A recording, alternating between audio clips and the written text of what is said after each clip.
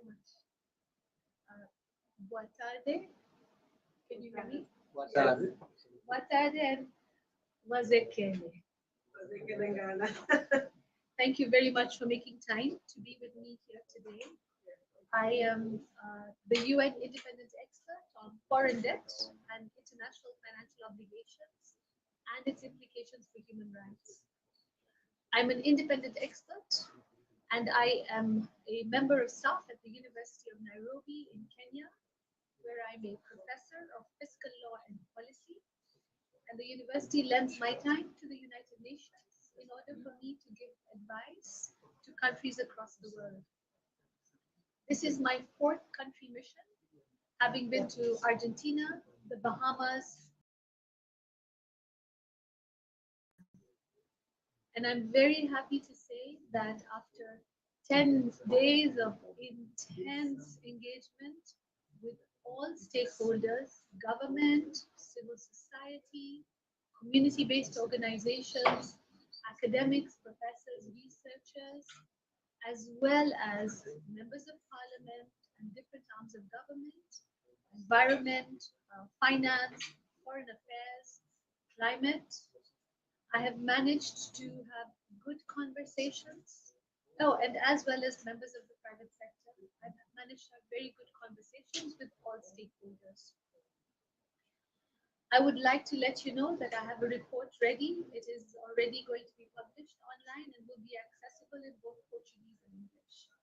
So what was I doing here in Angola? So for the past 10 days, I have been trying to understand how to assist in raising the living standards of children in Angola. The pressure point is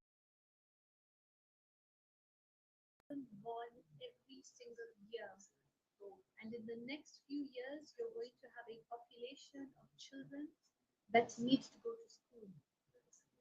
Now, in addition to that, you already have youth that are dropping out of schools. And if you will hear as I speak about the life cycle of a person.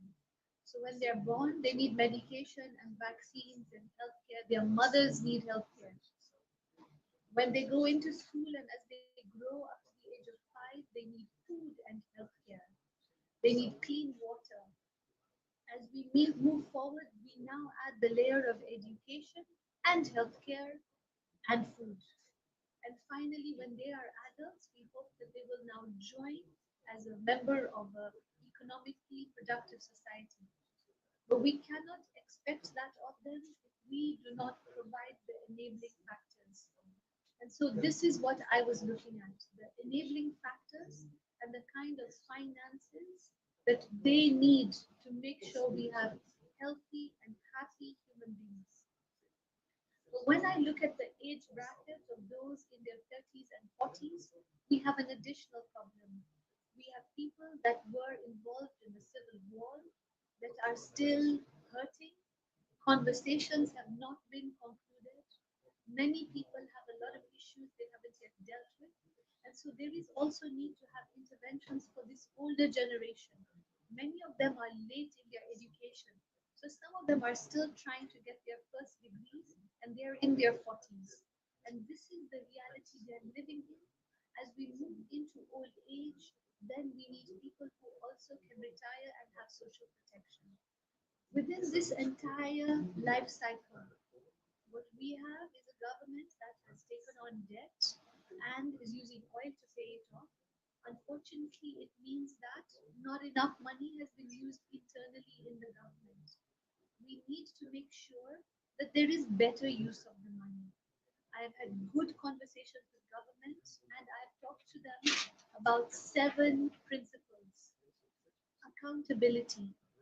In accountability, it is that they have budgets, that the budgets are well written, and that people are able to actually access and read the budgets. Unfortunately, although government is giving access to the budgets, what I see is not enough people are downloading the budgets, not enough people are reading the budgets. So please, the people of Angola, your government is giving you information for them to be held accountable. Hold them accountable. They are being responsible on that particular issue. When we come to issues of responsibility and financing, again, they need to spend the money in a responsible manner. So here too, we need to have conversations with them. There are opportunities to do what is being called participatory budgeting, where you can engage with them. This is very important as well. Now comes the issue of transparency. I have had long conversations with many people across this country. I was both in Benguela and in Rwanda, and I can tell you that the banking system, the private banking system in this country is crippling the ability of people to transact. So this is very important. The banks must complete transactions at maximum within the 24 hours as provided by the law. In other countries in the world, a bank transaction can be done within seconds. So this is possible. Banking transactions need to be facilitated. Bank to bank within the country transactions, from one bank in Angola to another bank in Angola.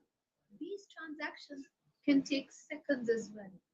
Transparency is going to be the most important issue for Angola to deal with as regards its banking system if it wants to enter into the international market and diversify the economy as it has been discussing over the past 5 or 6 years. For me, this is very, very critical. All financial transactions need to be released on time. Then comes the issue of efficiency and effectiveness. The banking system, it's also about efficiency. But effectiveness is about targeting of where the money will be spent. For example, the prices of eggs have gone up in the country. This is not good. We need to make sure that cheap sources of protein like fish and eggs, which are important for the development indicators of children and their nutritional survival, are kept at a level which is cost effective. So this is very important as government engages with private sector and engages with the issues of fuel subsidies. The government has assured me that fuel subsidies will stay as they are and will not be removed further, which I think is a very important statement. They have heard the issue and they are taking it very seriously. When it comes to children's health, we also need to look at issues of education. My understanding is that books have to be paid for, that the quality of education is very weak, and it is important, therefore, that we ensure, as people in Angola, that the value of education is maintained. So more spending on those issues, and I have recommended to government to develop a children's budget specifically so that you can see how much is being spent on children. But please remember that I simply make the recommendations. It is now the turn of the people of Angola to speak to their government and to other stakeholders and ask them to actually do as they have said they are going to do. So this is the life cycle approach. But most importantly, what I think is critical is issues of fairness and justice. As a country emerging from not only civil war, but also a country emerging from a difficult previous political regime where a lot of resources were lost, it is very important that the people of Angola renew the decision to trust each other. All the different stakeholders in the economy, all the people of Angola, you have made a decision, you have managed to bring in a new leadership. Now you must trust them, and they must trust you. And it is going to be very hard because there has not been reconciliation post war. So everybody has to keep making that decision. The only thing that I can tell you is that everybody is working very hard, whether it is people without homes living by the beach in Lobito and Benguela, whether it is children living on the streets of Rwanda, whether it is civil society who tell me sometimes their people's roofs are being stolen by thieves because of the level of poverty in the country. There are incredible stories, of fear. I see fear of the loss of children, of kidnapping, and so it is very important that everybody work together and take on an element of trust in this process. I thank you very much for being here and for the conversations. Gasikidila, Dapandula, Obrigada. I'm now ready to have any questions or comments you may have.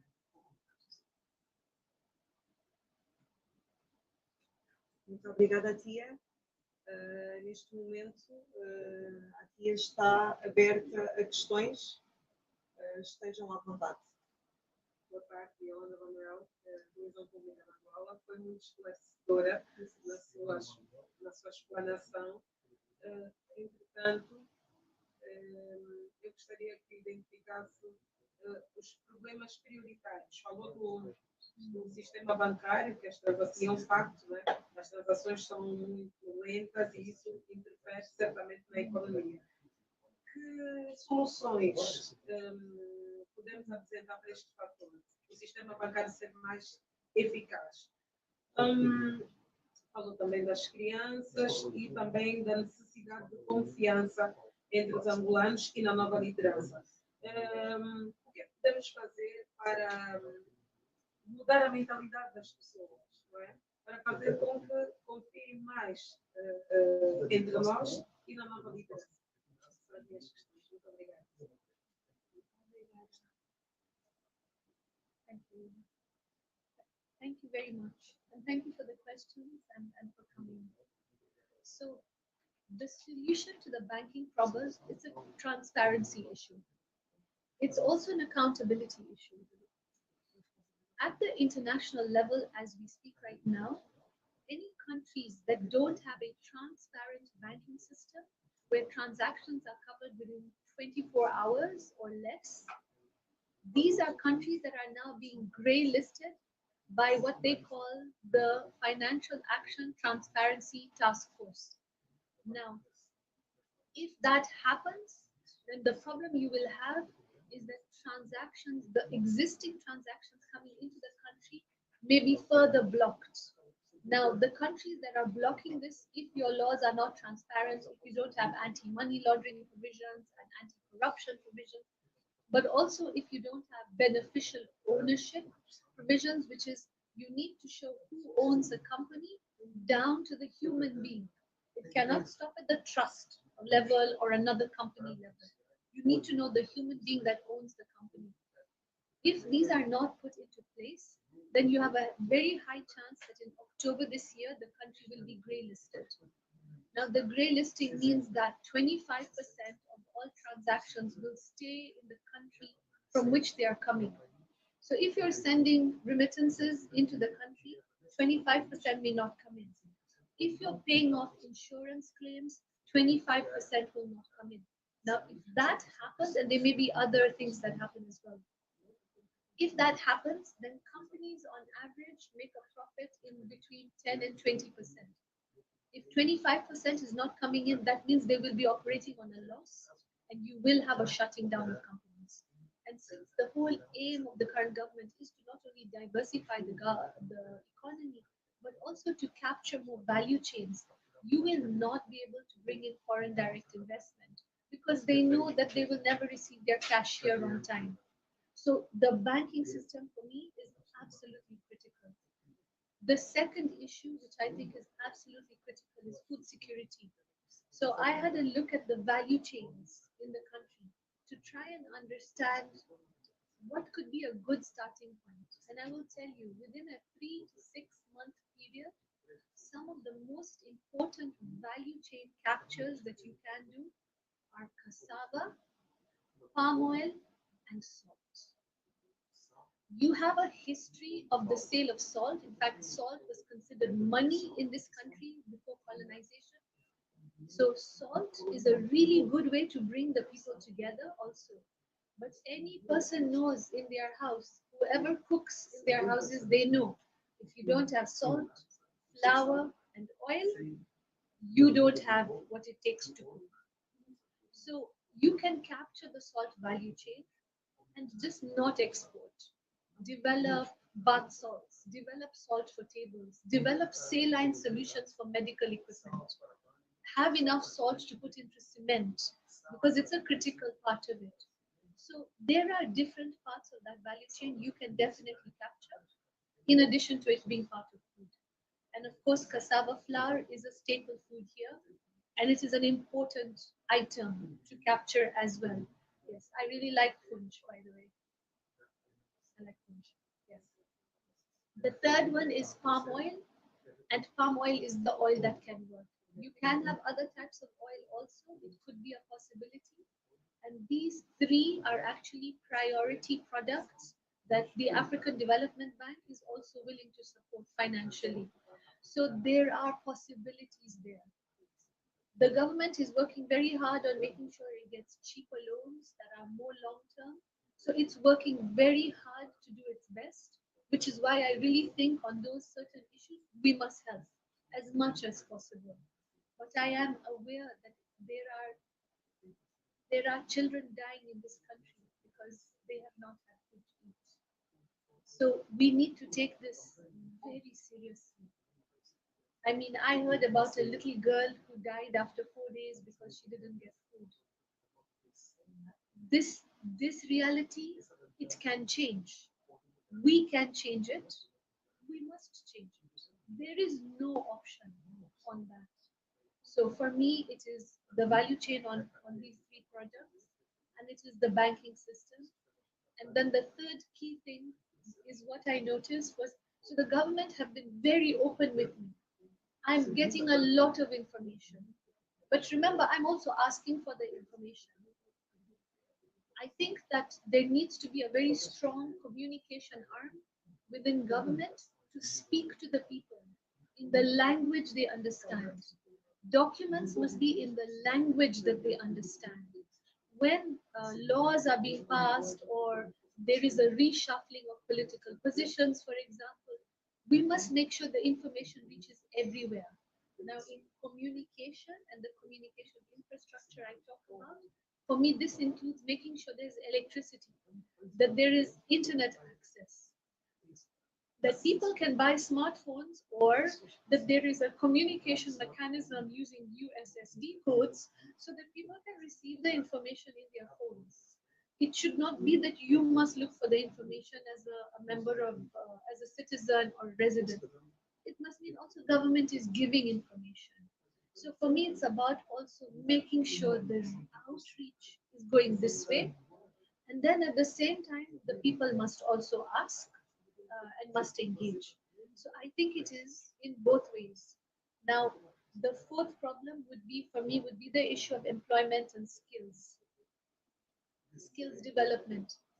There are programs in different parts of government that are quite good. I think they need to be linked to the Ministry of Education. So even if you don't have your degree yet, the skill can be recognized as a training or vocational training process so that you bridge the skill divide.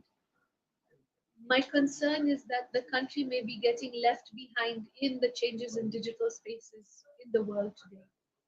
Most of the rural spaces are completely out of reach to the digital revolution. And when there is a pressure point on education, like the country has currently, a smartphone is a very good way of educating yourself. So even if the education system is weak, people who are eager to learn will look for those sources for education. So these are some of the different ones. You asked me about children and the issue of trust. I think that I think trust is a real weakness in the country. I think everybody still tries very hard to look after themselves and their 6.5 children for women. That is the data. So we are all looking inwards. We must look outwards. We must look outwards at our neighbors. We must look outwards at our community. And then we must look outwards towards government, other stakeholders, and the state. And I will tell you that what I felt from the different stakeholders I spoke to, it didn't matter who I spoke to. Everybody wants to trust. But they don't know how. And fear is holding them back. Experiences are holding them back. Living through a war has held them back. COVID affected a lot of people. We need to bridge that divide. And I think if somebody like me can come for 10 days and have this amazing openness from everybody, I think the country is ready to open up to each other as well.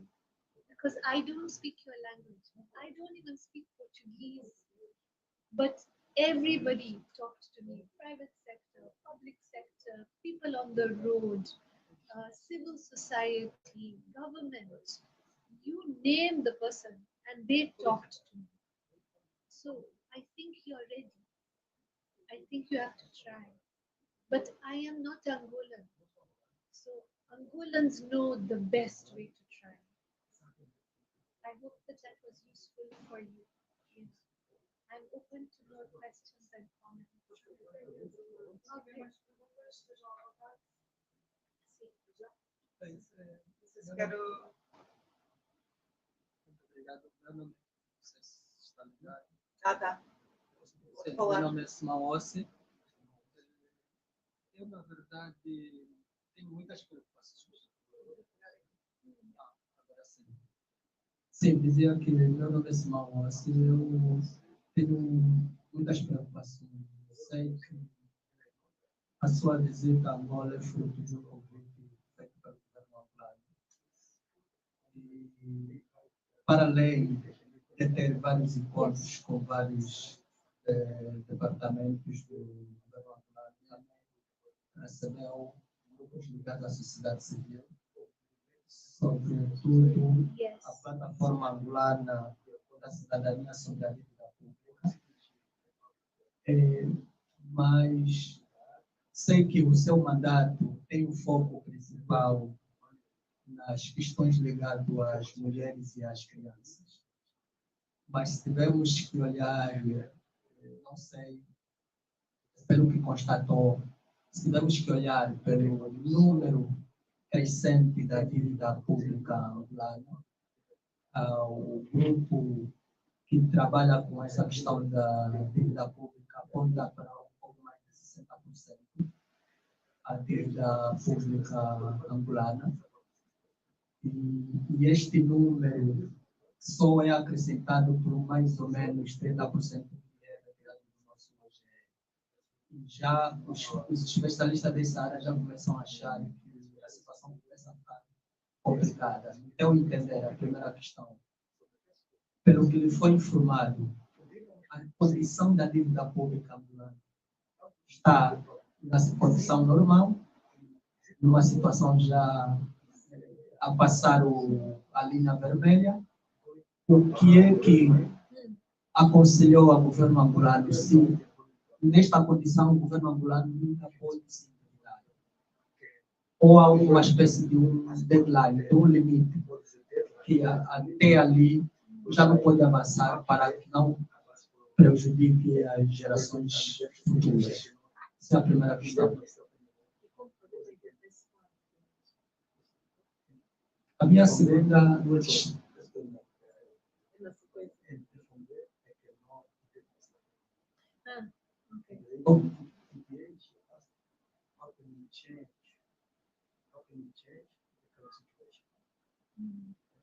Okay. A minha segunda questão. Another question? Yes. A minha segunda questão é olhar, por exemplo, pela dívida que o nosso governo contrai.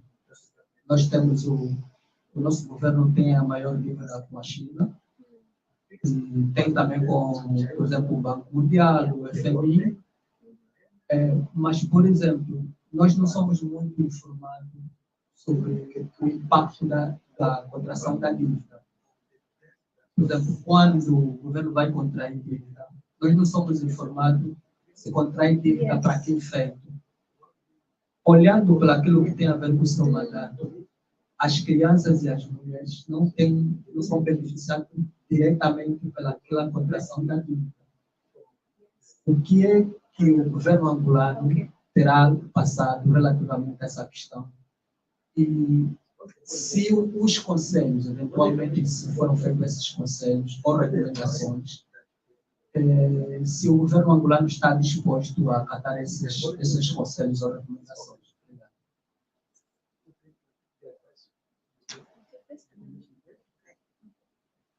Obrigada. Thank you very much. So, I'm still receiving information from the government, okay? And I haven't seen all the debt agreements yet, but I'm hoping to see them. Whatever it is that the government is allowed to share with me, and I will explain why I say that. So, Angola faces a very difficult situation which is not unusual. It's happening in many countries across the world right now. Debt agreements are private agreements between the creditor and the debtor when they are between a nation. Unfortunately, that is in the law of those contracts. The contracts say so. The only way, therefore, for a person to see or access these contracts is if there's a leakage, because the governments themselves are also not allowed to release them in public very often, depending on the clauses. And like I said, this is on countries across the world. Okay, so Angola is not an exception. Now, Angola has the secondary problem, which also many other countries in the world have, which is it has inherited the responsibilities of a previous government. So you have a new leadership in place, and the old leadership had made commitments. You're also aware, because it is public knowledge, that a lot of the money from the old regime actually never even stayed in the country. There are court cases across the world. I don't have to remind you as Angolans, money that is outside the government, outside the country, that the government is trying to get back. So there is a second pressure point there. Now, in that second pressure point on money outside the country, I have developed guidelines on the repatriation of state assets, which the government, I believe, intends to use in order to try and get the money back. But in the meantime, it needs to find money to help build the country. So it is stuck because the international system actually doesn't allow it to come out of that problem. Third problem, when you are the market for international goods and services, then taxation should be paid in these different countries. But currently, taxes are only paid in the country where the company is headquartered. So this is a third problem facing all developing countries. The country where the tax is paid, for example, corporate income tax, is the country where the company is headquartered. And there is an action at the UN General Assembly to try and develop a UN tax convention that will hopefully make that change. So these are global issues that Angola should join in on, and I have recommended it. Finally, when it comes to these debtors agreements, we have something called the Paris Club, which is a declaration of, which is a coming together of all the creditors in the world. We don't have the same for debtors. We need the same for debtors. So if Angola owes money and Bahamas owes money and Liechtenstein owes money and Argentina owes money, or then Honduras owes money, then everybody can see the kind of clauses that are in all of these agreements to see if you're the same economy, you should have the same type of provisions. Right now, Angola doesn't know what other countries owe and why they owe it. So while there are these internal problems, there are problems of the country on the management that they have inherited and what they are trying to fix. There are also these global problems that are not helping. So it has to be effort from both the domestic level and it has to be effort at the international level also. So this is the broad debt framework that we're dealing with globally. Previously, my mandate has requested that there be an international debt architecture. There isn't even a place to go and say, I don't agree with this agreement, the interest rate was bad, can we renegotiate? There's nowhere to go for that. There are no laws on that internationally. So you can imagine the kind of pressure and strain a country goes through where there's no laws to guide you and you need money. can be almost held hostage sometimes to the person offering you money. And I will give you an example.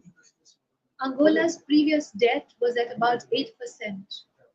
Now it was floated in the secondary markets. This is the Eurobonds. 8 or 9, between 8 and 9%.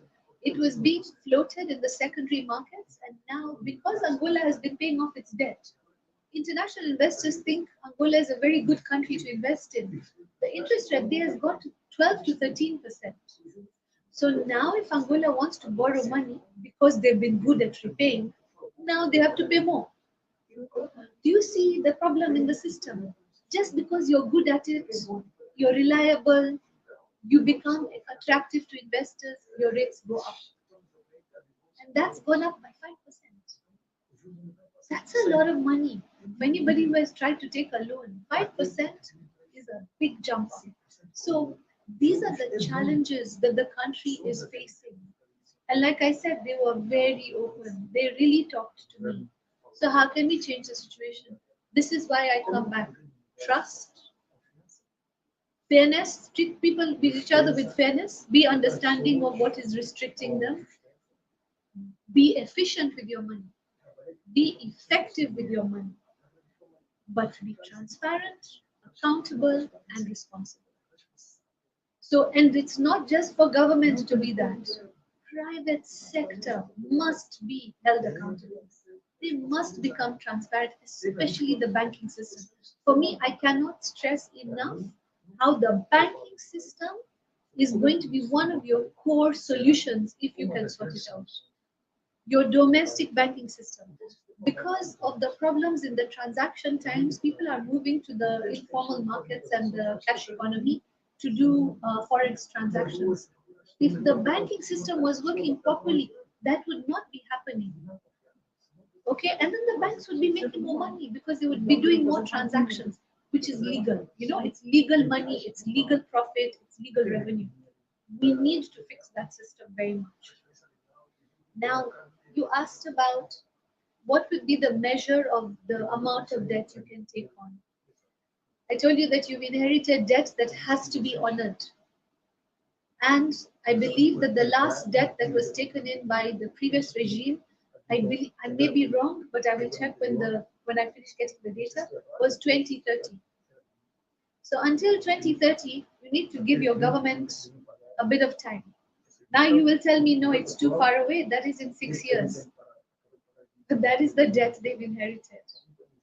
So they have to be given, if you have to take off the pressure a little bit, but then help them in delivery. And at the same time, I've asked them to think about how to renegotiate some of those debts so that all the money that they're taking for oil doesn't go in repayment of debt. That some of the oil money should come back into the country, for example, and be used to do some little bit of development as they go along, so that you're doing the balance and the trade-off. But you have to be ready as Angolans. You have to pay taxes. Individual people have to go and register for income tax.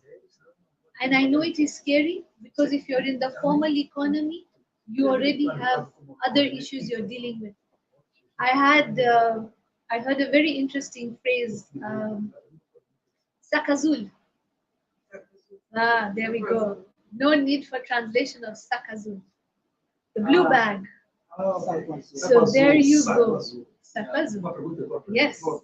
So I understand. I really understand. But that is why I tell you, you have to make the decision to commit. And you have to make the decision to commit and take the risk. You have to take a really big risk. You made the risk when you voted in your elections. I am not idealistic. I'm very practical. I understand the different politics in the country. But you have to keep at it. You cannot let go.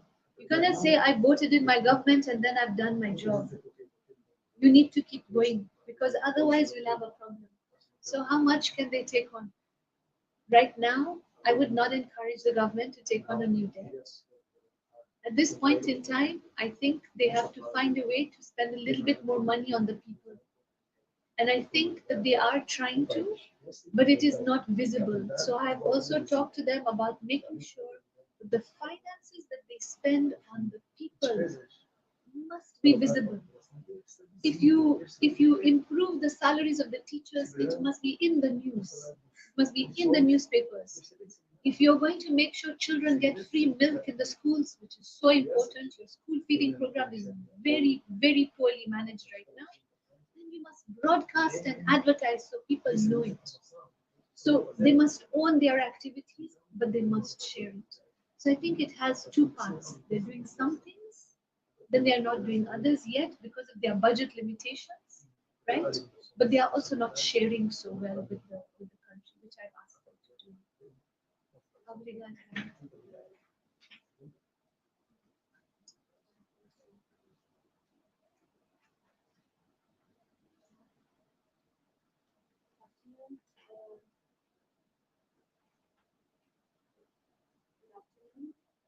My name is Matthew. I'm from the Fisheries Agency in Utah. And I'd like to know if you also made an evaluation about human rights issues and what's your conclusions?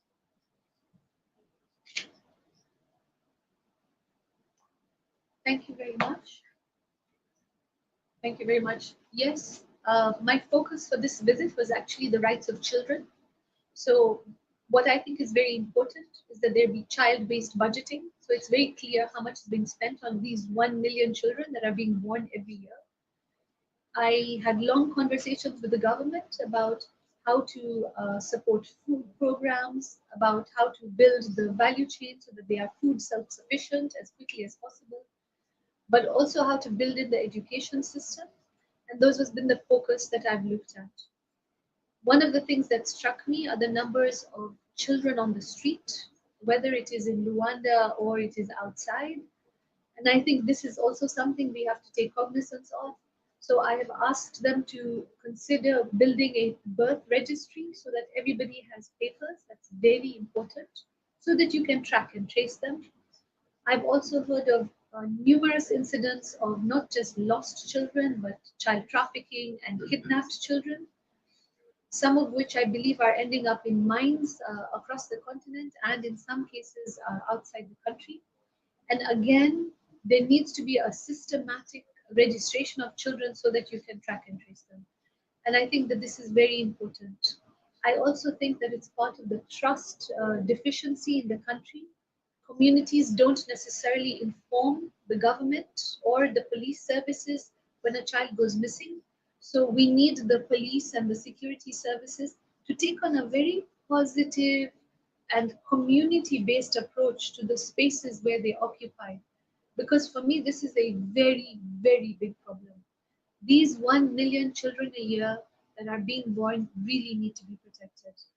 They have assured me that it is their focus. They're already developing citizens-based budgets, which I saw actually today.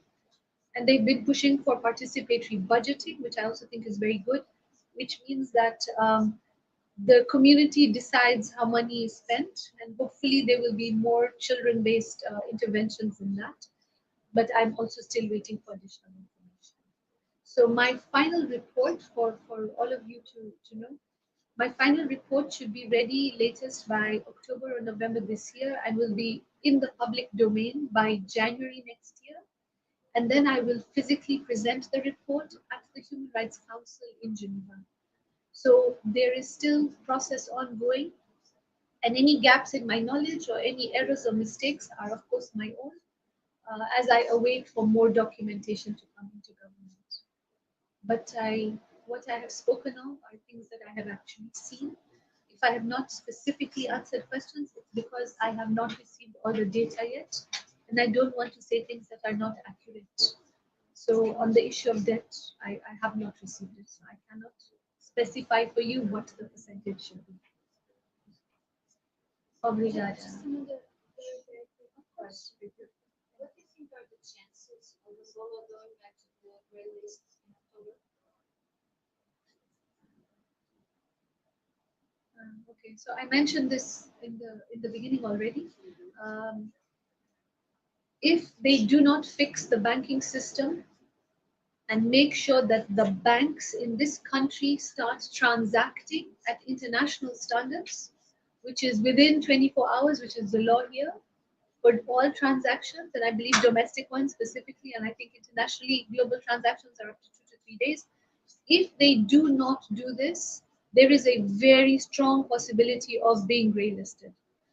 So transparency is critical. It's not just about the law being passed, it's actually about making sure they enforce it. So the banking sector really needs to get its act sorted out in this country. The private banking sector right now, I think, holds the responsibility to resolve the core section of Angola's problems. Thank you very much. I'm still open to more questions. As perguntas? Oui, oui, ça va. Oui, oui, je parle français.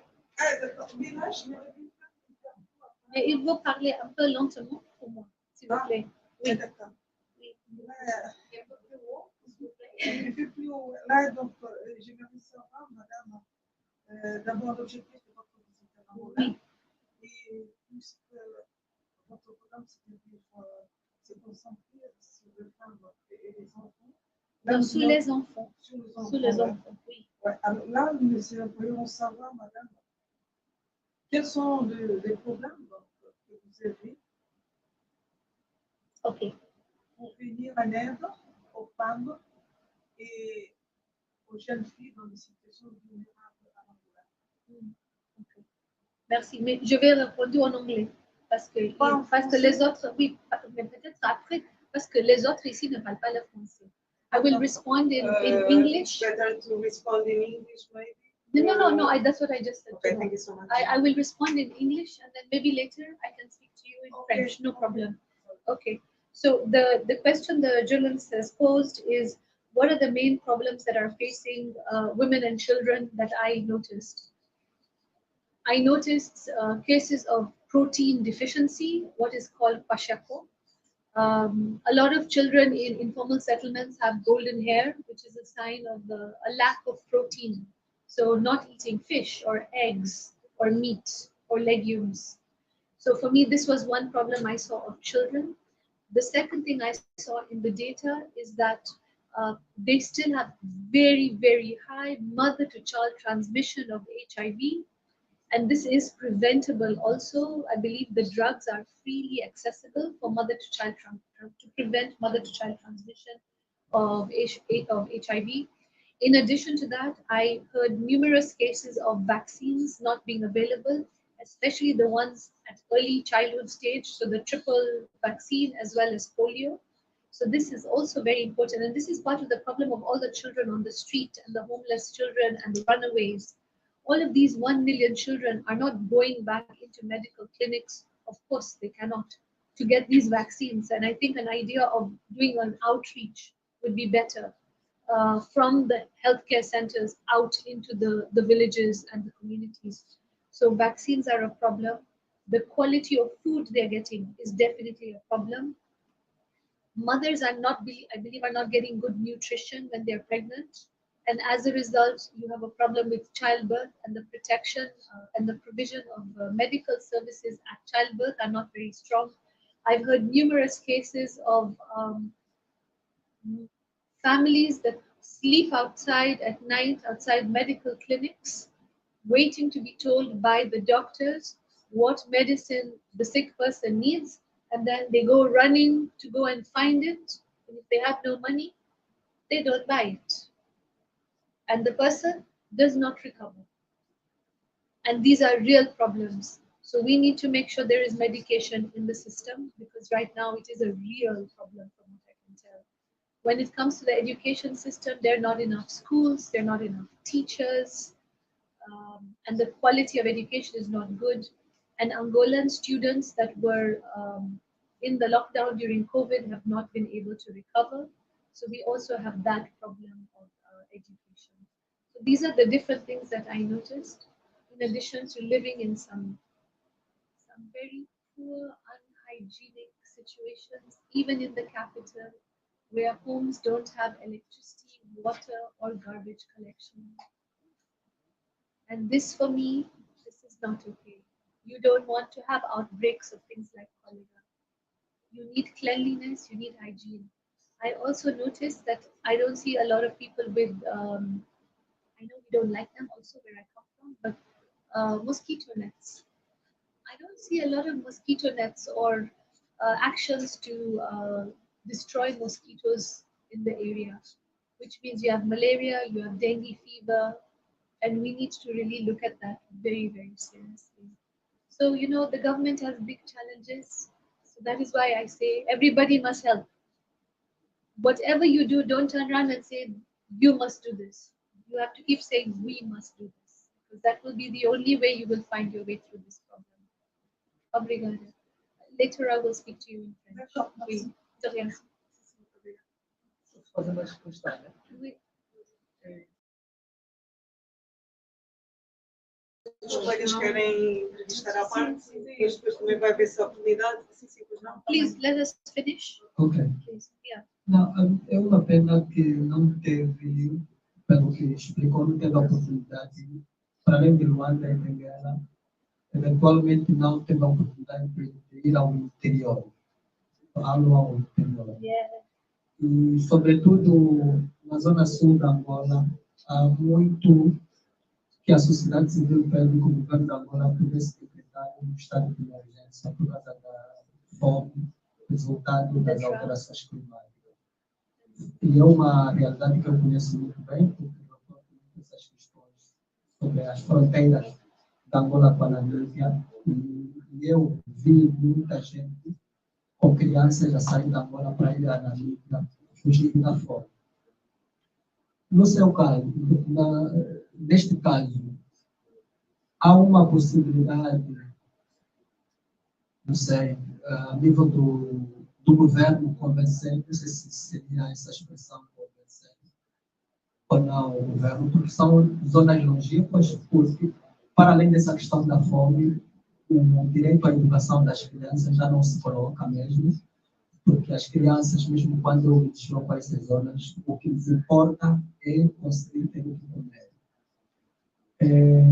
Como é que se poderia fazer para que se pudesse efetivamente decretar o estado de emergência para essas zonas, já que existem mesmo crianças que estão mais, a questão da não nutrição nessas zonas, do sul da Angola, o Nene, Huila, Namibe, Bango, muito grande. E também a questão, para terminar mesmo, a questão da merenda escolar. Das mais de 2.000 escolas que eventualmente existem no país, os dados que eu tenho, só 70 escolas é que se beneficiam da merenda escolar.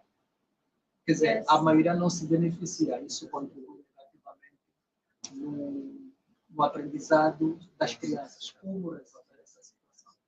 Ou o que é que se pode aconselhar para resolver essa situação?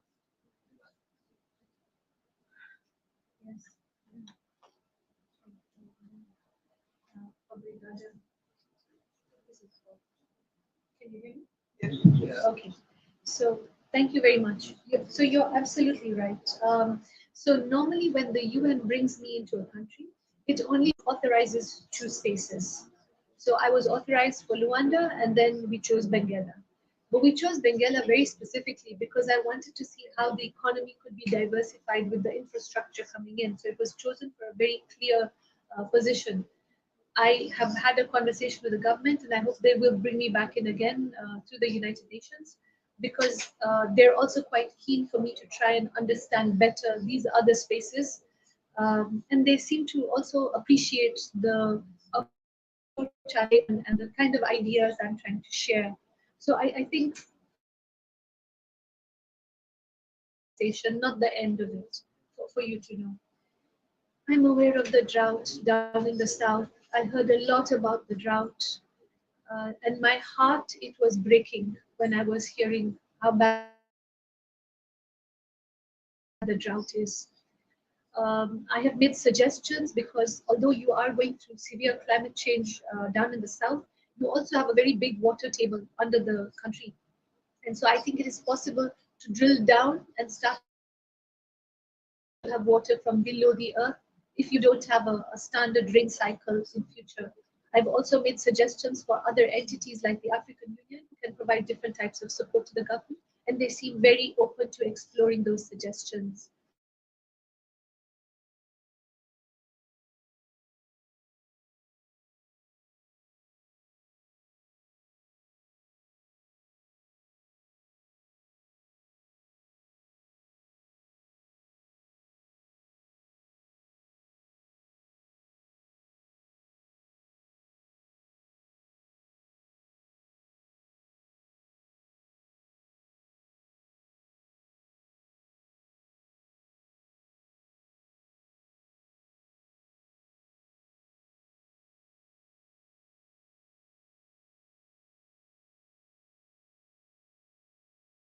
Milk to their children up to the age of 12.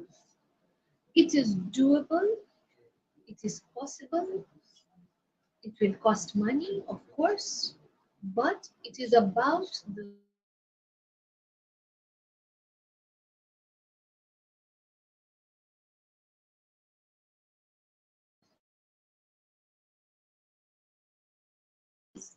concentration difficulties, stunting, which is a big problem already in the country.